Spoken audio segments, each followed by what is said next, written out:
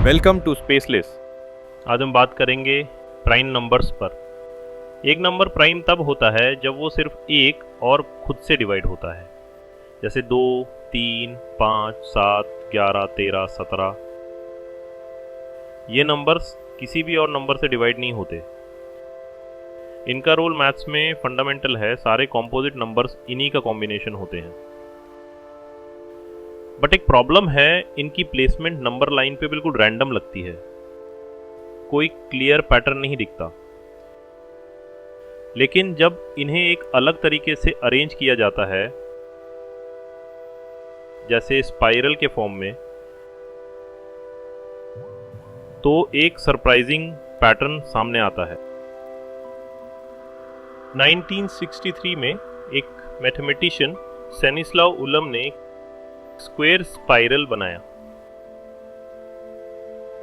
वो कैसे? नंबर 1 को सेंटर में रखा, फिर उसके आसपास क्लॉकवाइज नंबर्स लिखने लगा। जब सिर्फ प्राइम नंबर्स को मार्क किया, मतलब 2, 3, 5, 7, 11, 13, 17, तो एक शॉकिंग पैटर्न दिखा।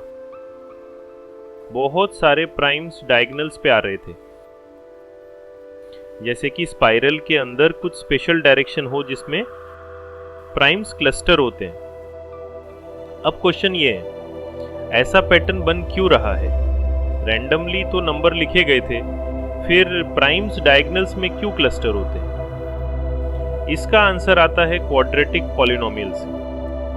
मैथ्स के कुछ फॉर्मूलाज होते हैं जो स्पेसिफिक डायगोनल्स पे नंबर्स जनरेट करते हैं।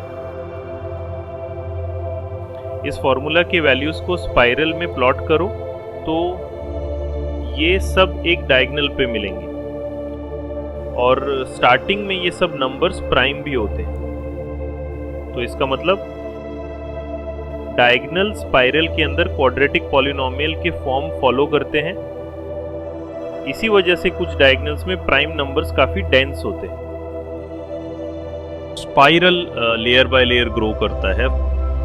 फर्स्ट लेयर एंड होती है 9 पे, सेकेंड लेयर एंड्स होती है 25 पे, थर्ड लेयर एंड होती है 49 पे, और आगे भी चलता रहता है। तो हर स्पाइरल का आउटर एज एक odd square number p and होता है, मतलब स्क्वायर ग्रिड में मूवमेंट प्रेडिक्टेबल होता है। इस प्रेडिक्टेबल ग्रोथ की वजह से हर कोऑर्डिनेट x एंड y का अपना नंबर होता है, और जब आप डायगोनल्स ट्रेस करते हो आपको क्वाड्रेटिक इक्वेशंस मिलती हैं। इसीलिए स्पाइरल के डायगोनल्स मैथमेटिकल फॉर्म फॉलो करते हैं, और अगर वो फॉर्म प्राइम्स को जनरेट करता है तो वहाँ क्लस्टर बनता है।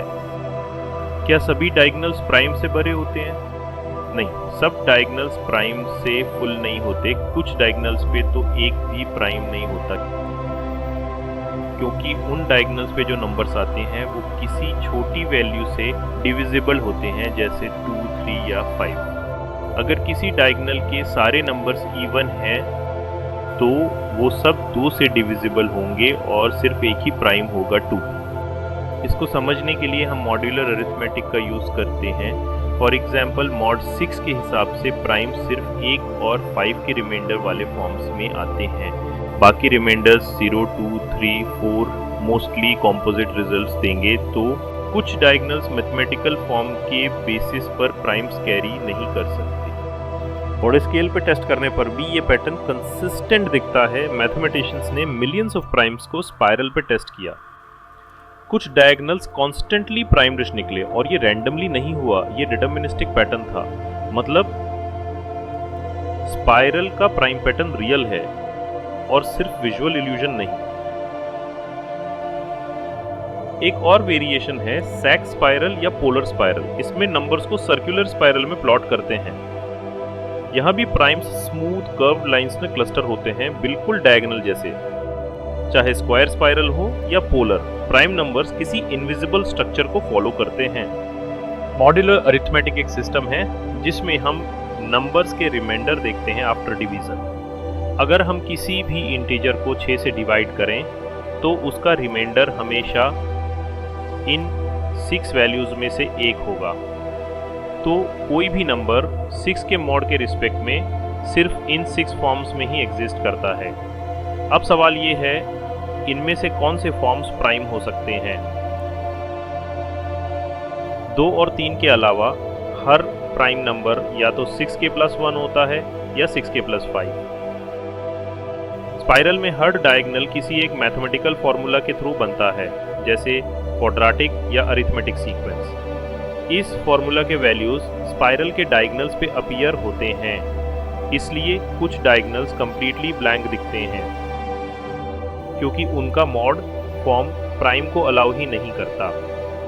जब हम स्पाइरल बनाते हैं और डायगोनल्स के नंबर्स को उनका मॉड 6 चेक करते हैं तो आप खुद देख सकते हो कौन से डायगोनल्स हमेशा प्राइम लाते हैं और कौन से बिल्कुल नहीं।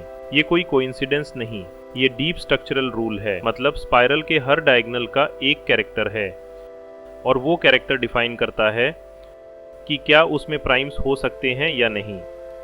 तो जितना हायर मॉड यूज करो उतना बेटर फिल्टरिंग मिलता है और स्पाइरल पैटर्न्स उस फिल्टरिंग को विजुअली प्रूफ जैसा रिप्रेजेंट करते हैं। ये नॉलेज सिर्फ थ्योरेटिकल नहीं, क्रिप्टोग्राफी, रैंडम नंबर जनरेशन और कंप्यूटेशनल मैथमेटिक्स में भी यूज होती है। क्या ये पैटर्न हमें रीमन हाइपोथेसिस तक ले जा सकता है? अब सवाल उठता है, अगर प्राइम्स इतने क्लियरली अलाइंड हैं किसी स्ट्रक्चर में, तो क्या हम इससे रीमन हाइपोथेसिस जैसे बड़ी प्रॉब्लम्स को सॉल्व करने के नजदीक जा सकते हैं? रीमन हाइपोथेसिस कहता है कि प्राइम्स का डिस्ट्रीब्यूशन प्रेडिक्टेबल है, लेकिन अब तक इसका प्रूफ नहीं मिला। उलम स्पाइरल और ऐसे विजुअलाइजेशंस हमें इंट्यूशन देते हैं, लेकिन मैथमेटिकल प्रूफ के लिए और काम करना होगा। आज के लिए इतना ही। अगर आपको ये वीडियो पसंद आया हो तो चैनल को लाइक, सब्सक्राइब एंड शेयर करें। हम आगे भी ऐसे इंटरेस्टिंग वीडियो लाते रहेंगे। Thanks for watching video.